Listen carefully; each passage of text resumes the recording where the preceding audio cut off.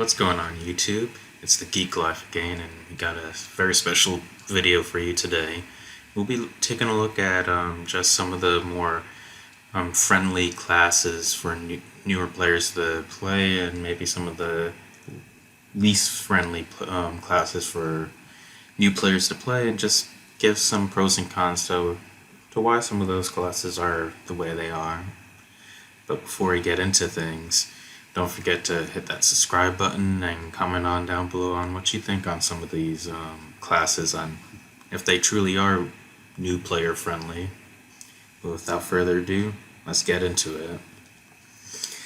So D&D is one of those games where it definitely needs new players to continue to thrive, even though it has a pretty strong following base, and 5e has really bolstered up the ranks, so to speak, for adding a lot of new players to the hobby. But as with any game that really focuses on the whole class subclass system, there's bound to be some classes that are just easier to pick up for, I would say, most people. There's going to be some edge cases for sure, but I definitely think that there's some classes that are easier to pick up on the concept of how to play them than others. So I kind of want to take a look at some of the martial characters and some of the full casters and see what we can do with that. All right. So when it comes to the martial characters, so the classes that really focus in on weapons, so your rogues, your monks, or your fighters, things of that nature. What do you think? At least when you think of it, what's some of the easiest martial characters for you? I mean, I think from a linear progression, I think I would probably have to put either barbarian or monk first, and then the other one, whichever I don't pick, is the second one, and then probably fighter, because I think fighter's got a little bit of subtlety in there because of the different subclasses that you can pick on and the fighting styles that you can choose. So that's kind of where I would probably start my list from a martial class is put those three at the top. I think after that probably comes the rogue, because you've got to, at that point, once you go into rogue, you can pick up a ton of skills, and sometimes managing how those skills work, takes a little bit of thought and a little bit of process. Whereas with like a barbarian, all you really have to worry about is attack, attack, attack, attack, attack. So, what about you? For me, I think barbarian is one of the easiest classes because, like you mentioned, it's all about attacking, and really the only decision you have to make is, do I need to save a use of rage for anything else later today? Right. Yeah, which in many cases you're probably going to have enough rages, especially once you hit that third and fourth rage. You're probably at that point it's going to be like, yeah, I cast rage first turn, attack, attack, attack. Which person do I need to be up next in melee range with? So I think barbarians are definitely pretty easy to pick up. And then after that, I would probably put fighters as second, only because with the exception of like the battle master and arcane archer, I think all the other subclasses are relatively simple to really look at and pick up. And honestly, the only reason why I put arcane archer and battle master kind of lower down there is because they have maneuvers and arcane shots, which is a lot to keep up with. But for the most part, I think fighters are number two. Okay. Hence the reason why champion fighters are always on the list for many people. Point. In terms of some of the more difficult martial characters on the flip side, I think, at least for me, I think it's a combination of rangers, paladins, and monks. Although not too much with the monks though. It's probably like closer to the middle, Mm-hmm. but especially the paladin and ranger. While I don't think they're too difficult to really play or learn. It's just that combination of half casters to add it on to the mix comparatively is why I put them on the lower end of, or the higher end of difficulty in terms of martial prowess. How about yourself? Yeah, I would probably put Paladin a little bit. That would probably be my most difficult martial character, just because you do start dipping into the spell casting at that point, right? And I think once you start introducing spells into the mix, then even though it's still pretty linear for a paladin, you don't go crazy like you can with a wizard or something like that. Um, you have to start balancing between attack, or heal attack, or divine smite attack and heal. You have to start making slightly different choices instead of just being super linear. Yeah, yeah. I'm glad you brought that up. When it comes to the divine smite, you have to balance out. When do I just do a regular attack combined with when do I use my spell slots to smite, or when do I use my spell slots to buff my allies or buff my attacks, Right. or when should I just outright cure wounds or lay on hands in ally, Yep. and how much of lay on hands should I use? Should I do the usual pour 50 points in, or should I use the 2 points get up type of thing? Yep. Exactly. And I think for me, the other thing that really cements paladins as the more difficult martial class is I think they're the most mad martial class, multiple attribute dependent, because you want a good constitution because you're going to be in melee. You want a good charisma because that's your spell casting modifier and or protection, and you want a good strength or dexterity because you're, with the exception of the redemption paladin, you're mainly going to be attacking, so you want one of those two, whichever one you choose, to be high. Yeah, that's fair. I did kind of forget about Ranger. Maybe that's just a problem with me, but I would probably put the Ranger probably before it's probably right below the fighter.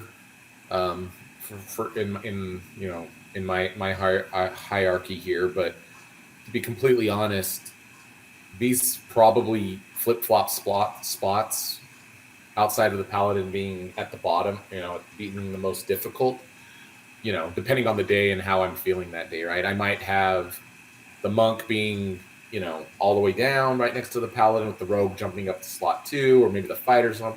So most of those are, we're talking tenths of a point difference in here with that ranking. But I definitely think the barbarian is the easiest to pick up from a melee perspective, and the barbarian is the most difficult.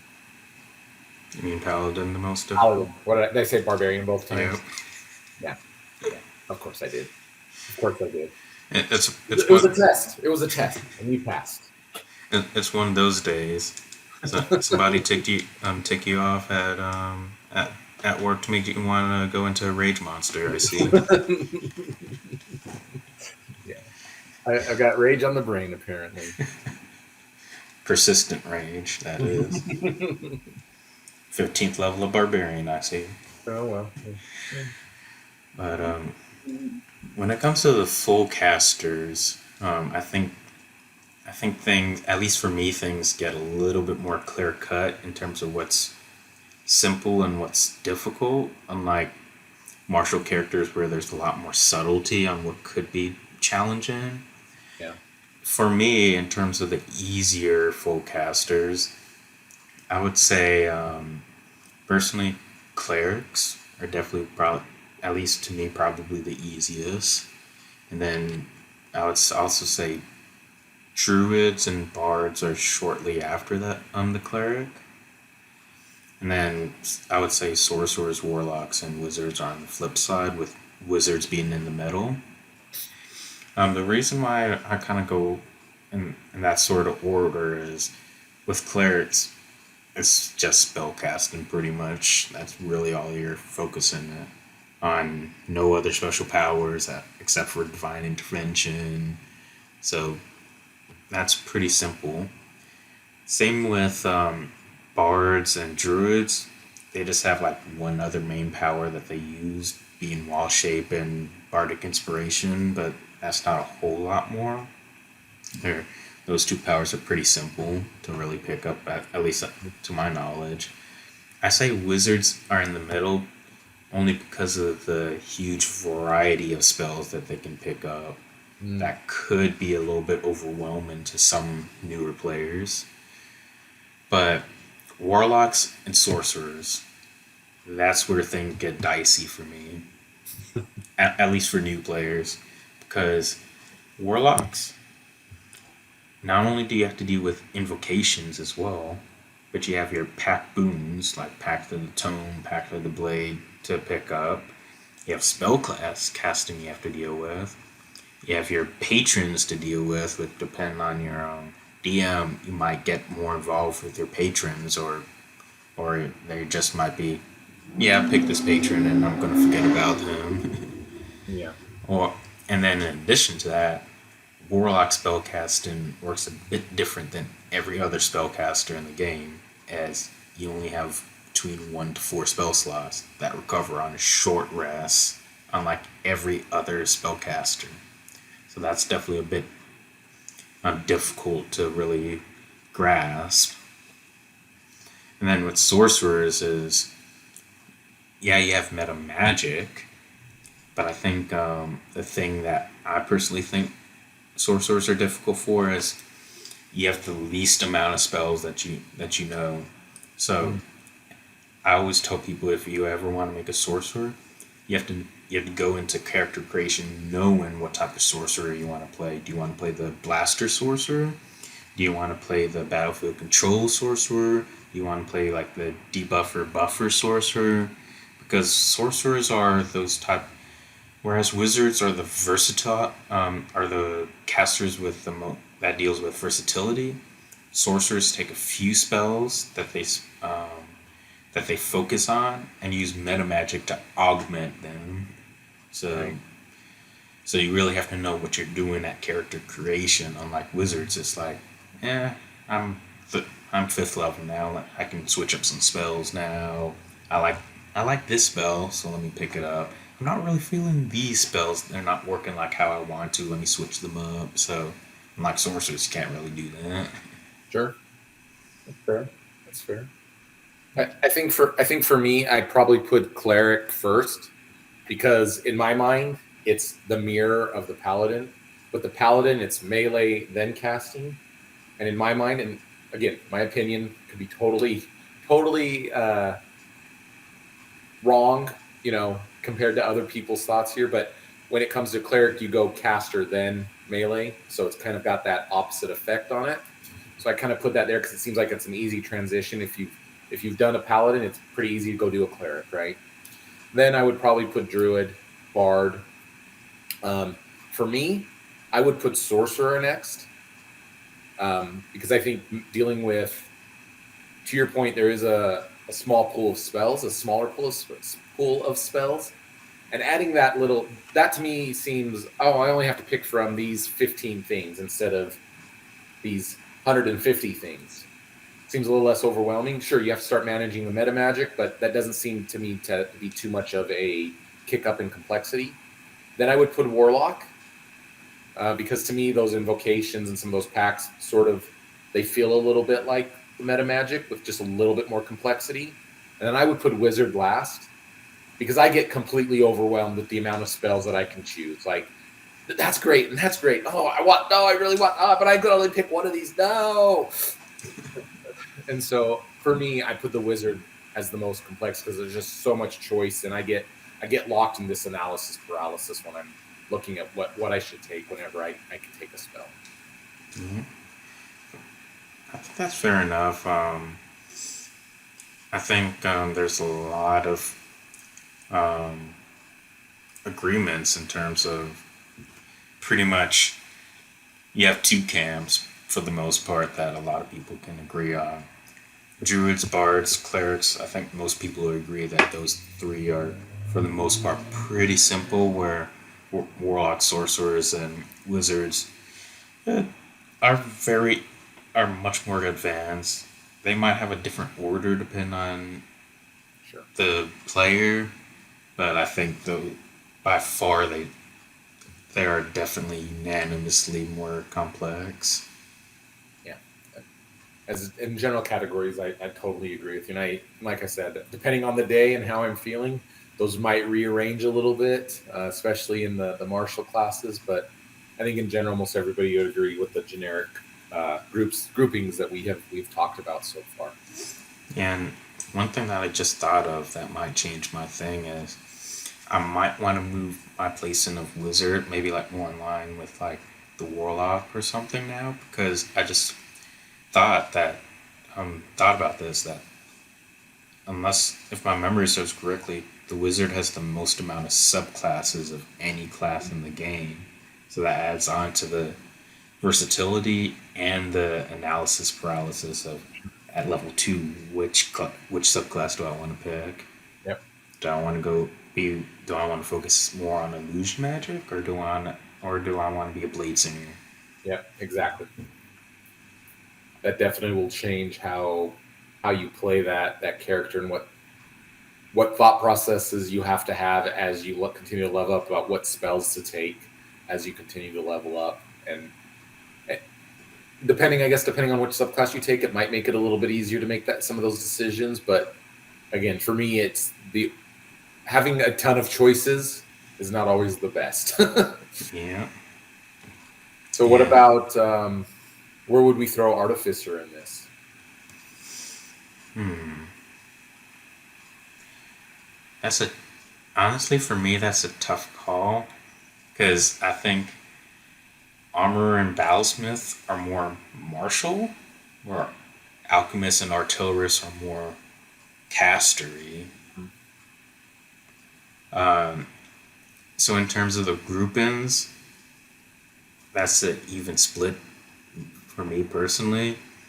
But as a an overview of the class, I would say that it's probably one of the more challenging classes. At least I would put to it because not only do you have to deal with spellcasting, half-caster more specifically, but more than that, I think you have to deal with not only the artificer's infusions, which especially with I can't remember the name of the infusion, but the one that lets you pretty much create a magical item. That's a lot of different choices you have to pick from, and then subclasses. Like I said, there's two that's more martial and two that's more castery, unlike most other classes in the game. So you really have to figure out from character creation how you do the stats. Do I want to be focusing on weapon attacks or do I want to focus more on cantrips and spells? And then combine that with how do I go about obtaining magic items and things of that nature because they can attune to more magic items than any other class in the game. And they get to ignore all the class restrictions and race restrictions at higher levels. So there's more of that versatility. It's like, I know I'm not playing a wizard, but I can pick up the staff of the Archmagi now. Sure, yeah. So I'm going to be fighting with the wizard or the sorcerer to get that staff of the Magi. Yeah, definitely. You're gonna have some of that healthy conflict in there as you're going through the game. If if you've got those other classes that sort of overlap. Yeah. Um, So I think so for me personally, if I'm looking at all the classes side by side, I think sorcerer, warlock, and wizard are definitely the most complex classes of all of them, with artificers being just shy of making that group in of three. okay, I would probably put Artificer into that group. I'm half tempted to even say it's slightly more complicated than the sorcerer, warlock, and wizard, just because you've got so many other things to manage when you play an artificer. Um, So, but I think it's either right below or right above. I'm with you. It's in the general vicinity, so I'm with you on that. But I agree that in general, the sorcerer, warlock, and wizard are probably your most complex.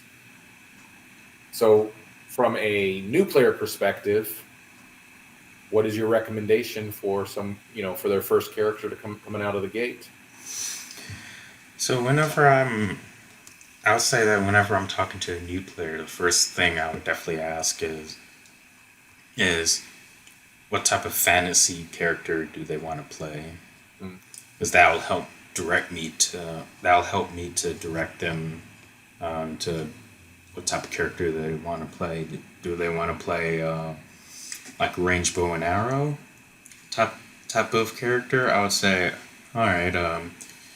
I would say rogue or maybe ranger might be good.